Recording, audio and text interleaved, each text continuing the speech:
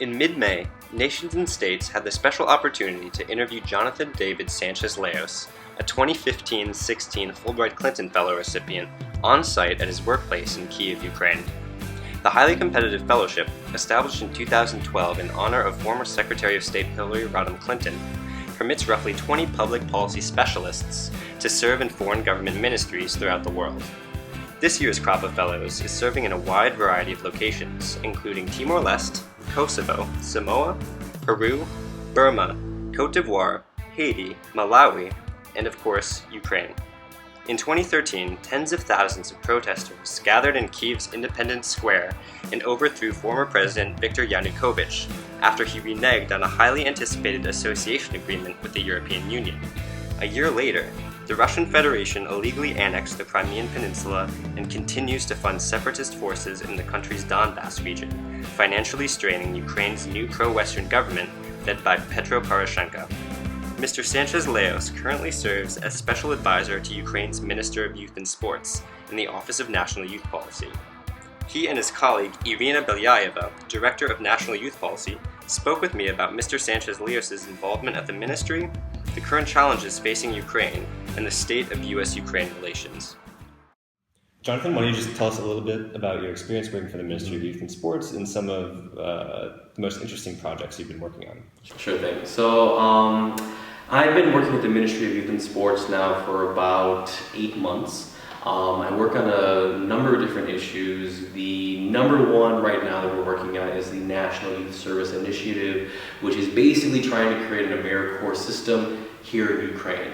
I'm really excited about it. It's kind of like my pet project right now because I think that the number one deterrent to youth participation in Ukraine is the ability to see results from their efforts. You have a lot of passion, you have a lot of young people in Ukraine that want to improve Ukraine, they want to contribute to the development of Ukraine but don't know how to.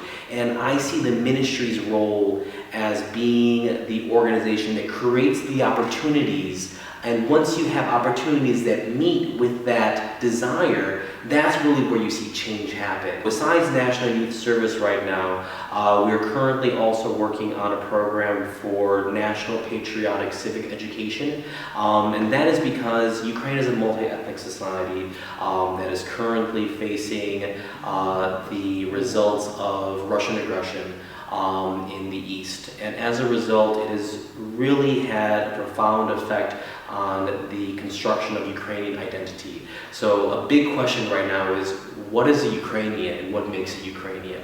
And this is not necessarily just even a mono-ethnic question, because we're talking about a country that has hundreds of different nationalities that exist within its borders, different people, different religions, Crimean Tatars, Jamala, a Crimean Tatar, just won Eurovision. She is Ukrainian just as much as Taras Shevchenko was Ukrainian as well.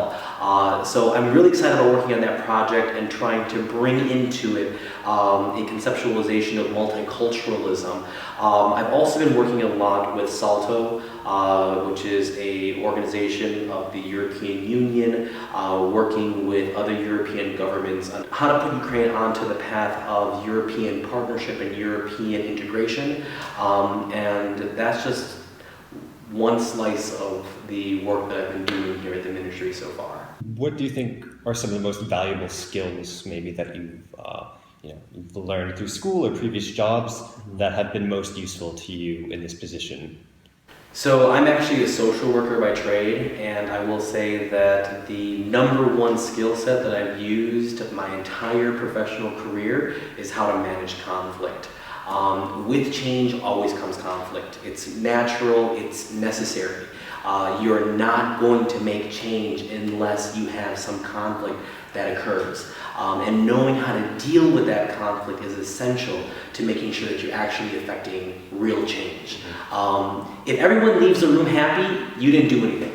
If someone has to leave the room and be a little bit upset, that's when you know something's actually happening, because change means leaving your comfort zone. And once you leave a comfort zone, that's when people get upset. So in my work, I try to make sure that I'm not just inciting conflict, but that I'm also managing conflict as well, that I am using conflict to guide it to a place that's constructive and not destructive. I really think that my job here is more of a connector. I talk to the ministry, I find out what their specific needs are, and I try to connect them to resources either through my own professional experience, my professional career in the United States, or just asking people, like reaching out to American partners and saying, hey, do you know someone that works in this certain type of field, because we really want to know more about it. It's a lot of just leveraging resources, and not just the resources that you already have, but learning how to be able to use the current resources that you have to be able to network out, branch out, and create more resources that'll be useful, that'll be beneficial for the organization that you're working for. Mm-hmm. Absolutely. Mm-hmm. So you've been here for almost a year now. You're heading back in August. Mm-hmm. Once you do leave, what is the one legacy that you want to sort of instill? Having been here and worked with the ministry and having experienced Ukraine and its problems, what would you like to say that you've done? What legacy would you like to leave? So I always like to say that I think that any change that necessitates the actor is not real change, it's just ego, right? And so I always make sure that whatever I'm doing, there is a idea of sustainability that's being put into it, right? And so for myself, I think that what I'm bringing to the ministry, the reason why for me my idea of being a connector is so important is because those relationships are going to last way after I'm gone. I was able to help leverage a relationship with the Mexican embassy here in Ukraine. The ministry didn't even know there was a Mexican embassy here in Ukraine. I think most people don't know there's a Mexican embassy here in Ukraine. But that relationship is going to last. I don't have to be here for that relationship to continue because now they know each other. Now they're on each other's emails. That for me is the most beneficial part. I think to put it more into what I think I'm leaving for myself, I think opening up people's ideas of what it means to be an American is something that's really important. I think that for most people in Ukraine, when they think of an American, they think American businessman, they think diplomat.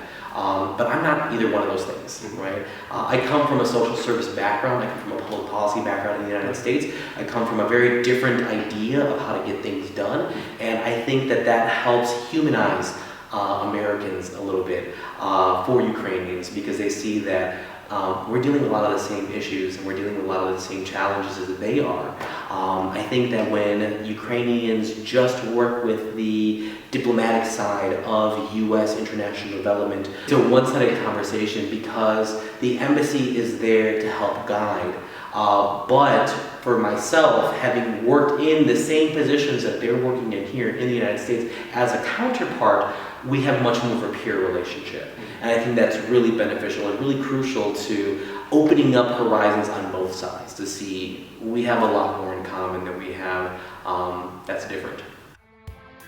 I then had the opportunity to speak with Irina Belyaeva, Director of National Youth Policy and one of Ukraine's emerging innovative government leaders driving forward the development of a more transparent and accountable state. In your opinion, how has Jonathan benefited the ministry, and what does this mean for U.S.-Ukraine relations? It's first time for us when we have such possibility to welcome Fulbright member program participants in Ukraine, in the ministry actually, in the Ministry of Youth and Sport, and for our Department of Youth Policy, it's also first such experience to cooperate in such program and to have such, I can say, brilliant possibility to gain experience and to involve Jonathan in our daily activity, and also to try to base our future programs and work and projects on his experience. So for us it's a good possibility to get to know his experience, to involve his experience, and also to try to understand more close the American style life. And as Jonathan, he's from America, but he's Mexican in the same way, but it's also personally for me, a very brilliant possibility to try to understand the life of Americans, the life of Mexican Americans in America, and professionally it's also very important. And I can say so for the youth policy. Actually, I am very happy that I can say that I have such advisor, such consultant in my department. I can say that results will be in the future, because now we just started to cooperate, we just started to develop mutual project and thinking about what could be used in Ukraine, because it's not possible to take best practices, best example from USA and introduce it in Ukraine. It could be just some aspects, but our projects and our activities should be based on our needs. So I think thinking about results and about figures, some we can say in future. Maybe you can interview me in some months, in year, about the actual results and the figures. And last question for you. What are some of the most challenging problems today in Ukraine facing both the ministry and Ukraine in general? Thank you. Biggest challenge for us, if we're talking about the situation at present time, biggest challenge is something new. What we have the challenge, it's a problem, yes, which we try to solve. We have employment. We have a problem with youth employment, with healthy lifestyle, and other problems, but it's not new for us. And in some way, we know how to deal with this. And the resolving and the solution depend on the money. If we have much more money, we can resolve the problem in a better way. But now we have a challenge as a conflict in Ukraine, as a war, as the Russian aggression against the sovereignty of Ukraine, and we have now such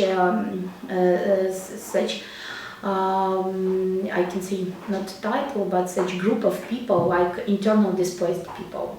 It's people who lost their homes, who lost their life, who lost property, who lost friends, who lost their job. And in Ukraine, actually, more than 300,000 young is internal displaced people, displaced people, and it's new challenge for us. And actually, I know how its situation could be resolved, because now we haven't in Ukraine frozen conflict. It's a war, I can say it's a war, and a challenge for us to live in such situation. We try to build a better future. We tried to organize it. Now you can see this is paper. It's our competition in Ukraine for grants for NGOs, and we try to do our daily work.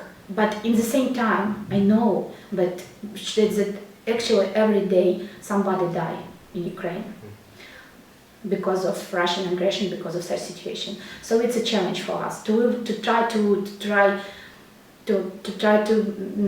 live in such situation, and to think not only about how to resolve the conflict, because it's a very complicated question, but also how to live in such situation, how to develop our society, and how to support youth in such situation, in such conditions, how to support internal displaced people, because it's actually another question. So it's biggest challenge in youth policy as for me, because it's a cross-sectoral question. It's education, it's employment, it's also healthy lifestyle. And so from the on behalf of the government, it's a big challenge, I can say. Thank you. That's very insightful. Thank you for your time. Thank you very much.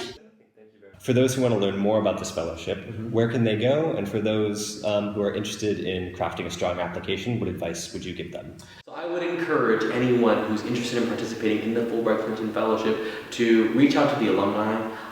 There are a number of us. This is Ukraine's first year in the program, but you can check out eca.state.gov for a full list of all the countries that have participated. I know that we would all be more than willing to help with any direct questions about the program or the experience itself.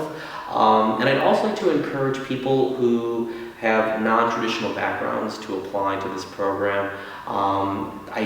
Don't be scared off if you don't have, a public policy resume.